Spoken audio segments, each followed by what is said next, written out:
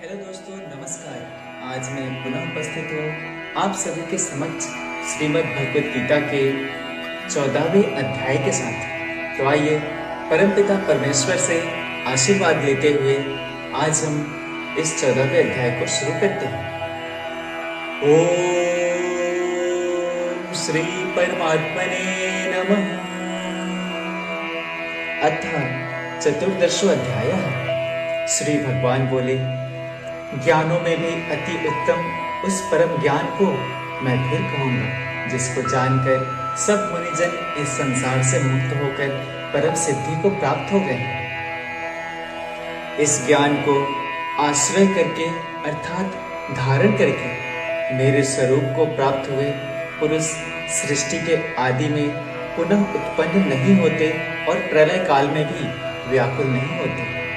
हे अर्जुन, मेरी महत ब्रह्मरूप मूल प्रकृति संपूर्ण भूतों की योनि है, अर्थात गर्भाधान का स्थान है, और मैं उस योनि में चेतन समुदाय रूप गर्भ को स्थापन करता हूँ। उस जड़ चेतन के संयोग से सब भूतों की उत्पत्ति होती है। हे अर्जुन, नाना प्रकार की सब योनियों में जितनी मूर्तियां अर्थात शरीरधारी प्राणी उत्पन्न होते हैं, प्रकृति तो उन सब की गर्भ धारण करने वाली माता है, और मैं बीज को स्थापन करने वाला पिता हूँ। हे अर्जुन, सत्व गुण, रजोगुण और तमोगुण, ये प्रकृति से उत्पन्न तीनों गुण अविनाशी जीवात्मा को शरीर में बांधते हैं। हे निष्पाप, उन तीनों गुणों में सत्व गुण तो निर्मल होने के कारण प्रकाश करने वाला और विकार रहित है। वह सुख के संबंध में और ज्ञान के संबंध से अर्थात उसके अभिमान से बांधता है। हे अर्जुन, राग रूप रजोगुण को कामना और आसक्ति से उत्पन्न जान। वह इस जीवात्मा को कर्मों के और उनके फल के संबंध से बांधता है। हे अर्जुन, सब देहाभिमानियों को मोहित करने वाला तमोगुण को तो अज्ञान से उत्पन्न जान। वह इस जीवात्मा को प्रमाद, आलस्य और निद्रा के द्वारा बांधता है। हे अर्जुन, सत्व गुण सुख में लगाता है और रजोगुण कर्म में तथा तमोगुण तो ज्ञान को ढककर प्रमाद में भी लगाता है।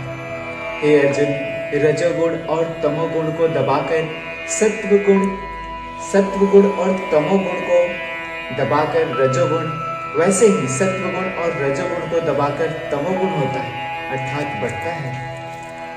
जिस समय इस देह में तथा अंतःकरण और इंद्रियों में चेतनता और विवेक शक्ति उत्पन्न होती है, उस समय ऐसा जानना चाहिए कि सत्वगुण बढ़ा है।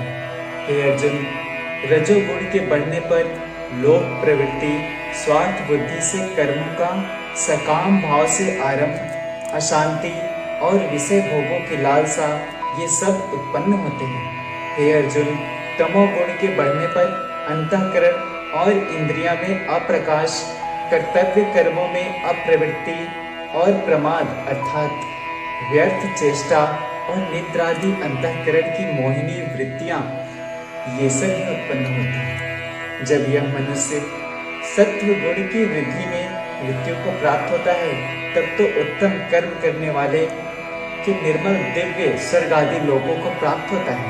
रजोगुण के बढ़ने पर मृत्यु को प्राप्त होकर कर्मों की आसक्ति वाले मनुष्यों में उत्पन्न होता है, तथा तमोगुण के बढ़ने पर मरा हुआ मनुष्य कीट, पशु आदि मूल योनियों में उत्पन्न होता है। श्रेष्ठ कर्म का तो सात्विक अर्थात सुख, ज्ञान और वैराग्य आदि निर्मल फल कहा है। राजस कर्म का फल दुख और तामस कर्म का फल अज्ञान कहा है। सत्व गुण से ज्ञान उत्पन्न होता है और रजोगुण से निसंदेह लोभ और तमोगुण से प्रमाद और मोह उत्पन्न होता है और अज्ञान भी होता है। सत्व गुण में स्थित पुरुष स्वर्ग आदि उच्च लोकों को जाते हैं।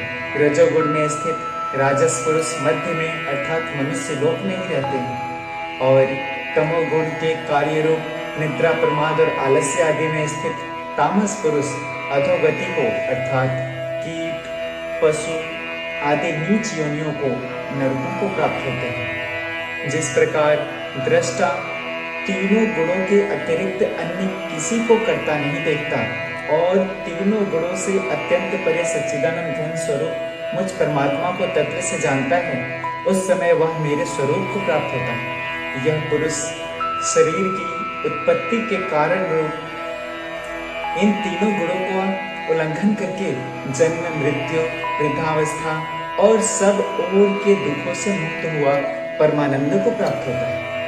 अर्जुन बोले, इन तीनों गुणों से अतीत पुरुष किन किन लक्षणों से युक्त होता है और किस प्रकार के आचरण वाला होता है, तथा हे प्रभु, मनुष्य किस उपाय से इन तीनों गुणों से अतीत होता है। श्री भगवान बोले, हे अर्जुन, जो पुरुष सत्व गुण के कार्य रूप प्रकाश को और रजोगुण के कार्य रूप प्रवृत्ति को तथा तमोगुण के कार्य रूप मोह को भी न तो प्रवृत्त होने पर उनसे द्वेष करता है और न निवृत्त होने पर उनकी आकांक्षा ही करता है, जो साक्षी के सदृश स्थित हुआ गुणों के द्वारा विचलित नहीं किया जा सकता और गुण ही गुणों में बरतते हैं, ऐसा समझता हुआ जो सच्चिदानंद घन परमात्मा में एक ही भाव से स्थित रहता है एवं उस स्थिति से कभी विचलित नहीं होता, जो निरंतर आत्मभाव में स्थित दुख सुख को समान समझने वाला, मिट्टी, पत्थर और स्वर्ण में समान भाव वाला, ज्ञानी प्रिय तथा अप्रिय को एक सा मानने वाला और अपनी निंदा स्तुति में भी समान भाव वाला है, जो मान और अपमान में सम है, मित्र और वैरी के पक्ष में भी